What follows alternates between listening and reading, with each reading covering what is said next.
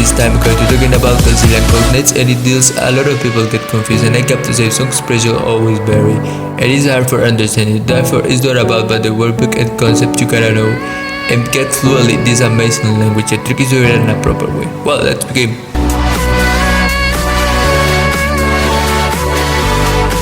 Cognates are words which share the same root and the same meaning. Thus, while English share very few cognates with language such as Chinese, Spanish words has big relation. It should be noted for English speakers, so this one is an obvious bridge to Spanish language. In fact, there are surprisingly researchers studying first and second language acquisition have found that to the benefit for recognizing cognates.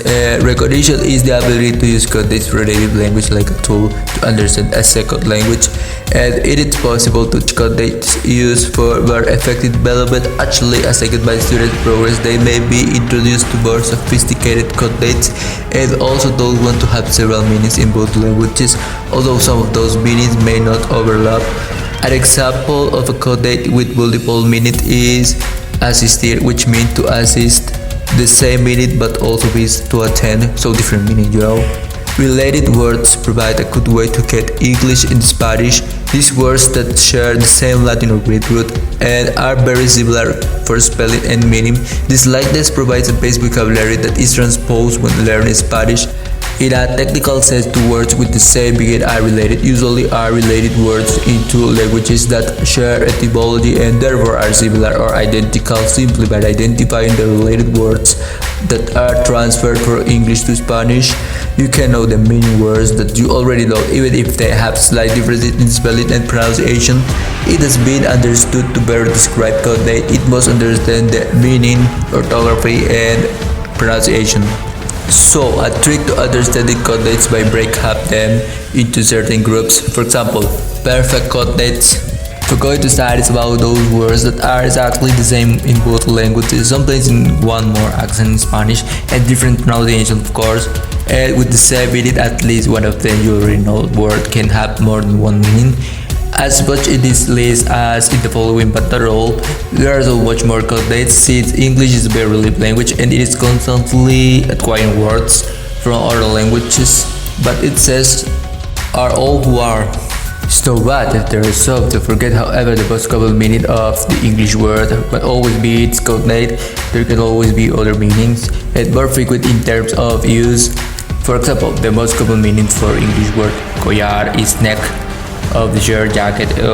Another one, it can also mean necklace, of course, but it's less frequent. The same happened with balance is balance.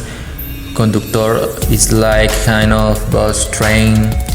Miserable, like sad, unhappy.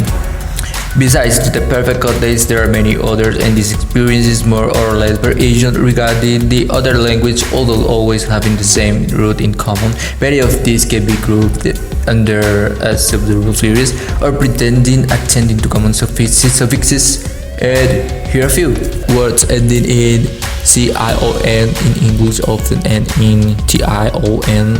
In all languages, having to forget the word's accent in Spanish. And also be borne in mind that cognates end by ARI, and it is normal to see how English terms are translated by Spanish words in ARIO.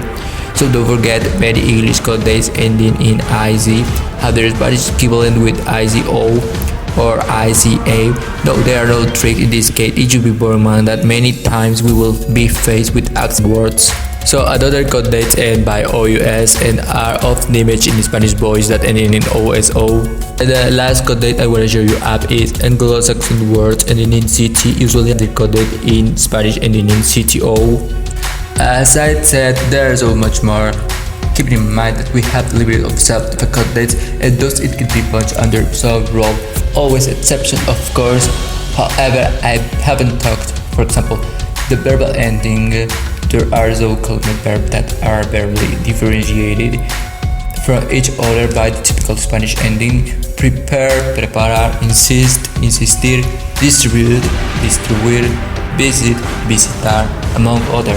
And making this video, we have got cognates are great to learn English and career technique that only has in language philology schools. But I think it's like questionless since familiarizing the student with truth itself of the word, which been common between the English and Spanish language, to quickly find it similar. Likewise, cognates are useful tools for developing and reawakening vocabulary skills, but does exist false cognates that catch students and have the potential to create mistranslation in writing and conversation. I will talk about this in another video. Finally, we hope this material be a guide to learn and know the cognate subject, and you can make a practice everything you have learned of this subject. So I'm saying goodbye. Of course, as usual, I call you to continue watching. Well, have a good day.